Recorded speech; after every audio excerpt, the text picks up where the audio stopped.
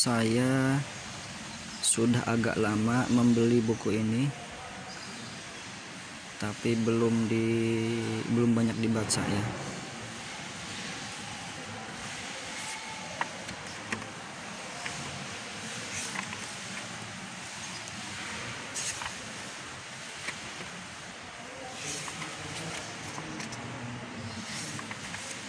Ini tentang Daulah Utsmaniyah, kekhalifahan Islam terakhir di muka bumi ya, yang besar.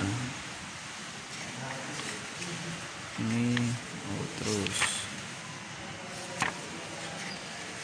ini bendera, lambang.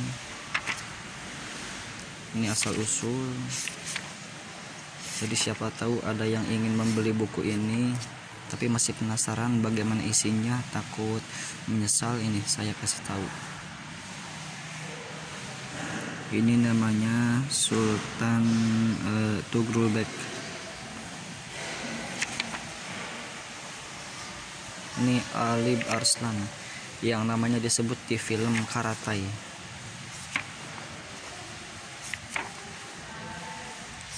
Ya lumayan bagus lah. Ada petanya juga, dilengkapi peta-peta, dilengkapi gambar-gambar peta perkembangan. Ini Sultan Bayezid I atau kakeknya Sultan Muhammad Al-Fatih ya. Ini dia Timur Leng. Ini Konstantinopel. Ini peta Konstantinopel nih. Punya pusing lah kalau lihatnya. Bahasa Inggris. Ini strategi penyerangan Daulah Utsmaniyah ke Konstantinopel.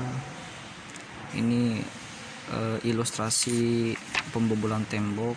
Ini rangkaian dinding Konstantinopel yang legendaris itu. Ini menara kayu yang terkenal itu.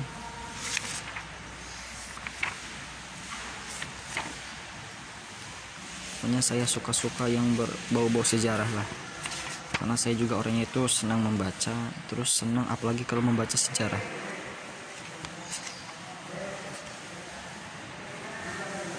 Jadi asal-usul Konstantinopel itu pertama kali didirikan oleh seorang bernama Bizas.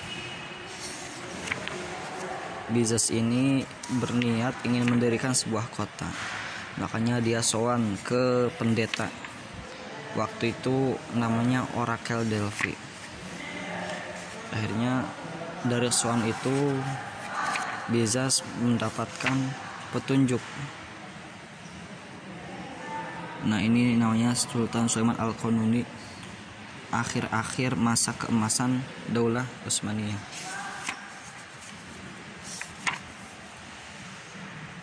Ini Khairuddin Barbarossa. Ini adalah tokoh pahlawan muslim ya, meskipun di dunia barat dikenal dengan seorang perompak atau bajak laut, tapi sebenarnya dia itu ya pahlawan-pahlawan Islam. Nah setelah sowan ke Orakel Delphi mendapat petunjuk, akhirnya membangunlah sebuah kota, yaitu namanya kota Bizantium, karena diambil dari namanya itu kota Bizas. Kota Bizantium itu berubah menjadi kota yang besar, bahkan bisa memperluas wilayah kekuasaannya. Sampai pada abad ketiga sebelum Masehi, nama Bizantium kota tersebut diganti oleh Kaisar Konstantinus. Diganti nama, kota tersebut menjadi Konstantinopel, yang kekokohan temboknya sangat terkenal. Bahkan saking legendarisnya kekokohan tembok tersebut, Muhammad Al-Fatih pernah berbicara, andaikan satu dunia ini sebuah kerajaan, maka yang paling pantas adalah Konstantinopel sebagai ibu kotanya, karena memang sangat strategis kalau dari segi geografisnya.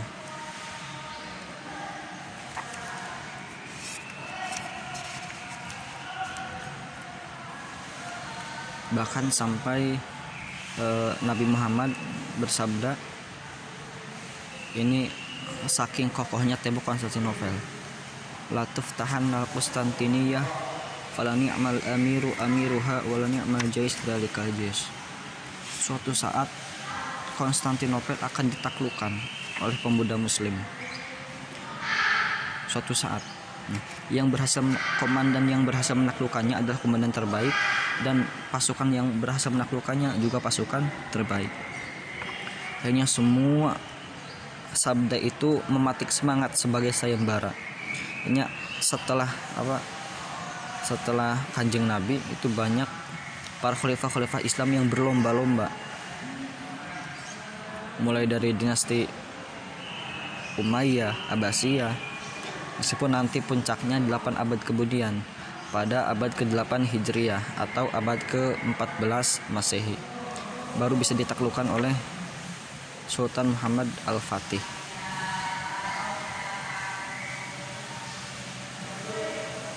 Itu salah satu contoh sejarah yang diceritakan dalam buku ini, memuat tentang sejarah keemasan, sejarah keemasan Islam.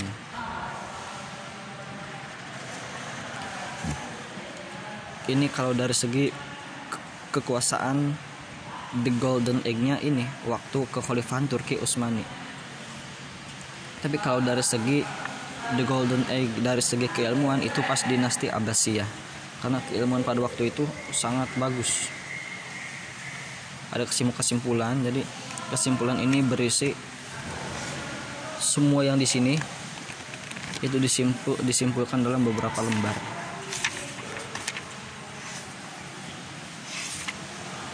Ya, jadi kalau lupa nggak harus nyari di sini lagi nih, cukup lihat di kesimpulan. Ini sekitar 960 halaman, sampulnya bagus, hardcover.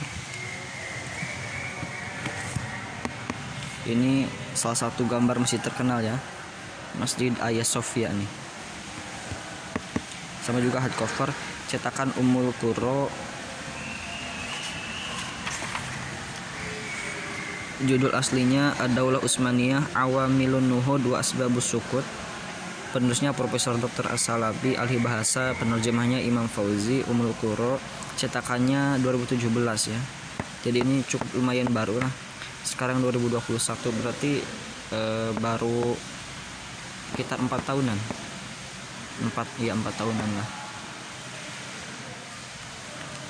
Kalau dari segi dalamnya saya rekomendasikan banget buku sejarah ini, karena saya setelah membaca buku ini tuh semakin semangat belajar, semangat menguasai ilmu-ilmu sejarah.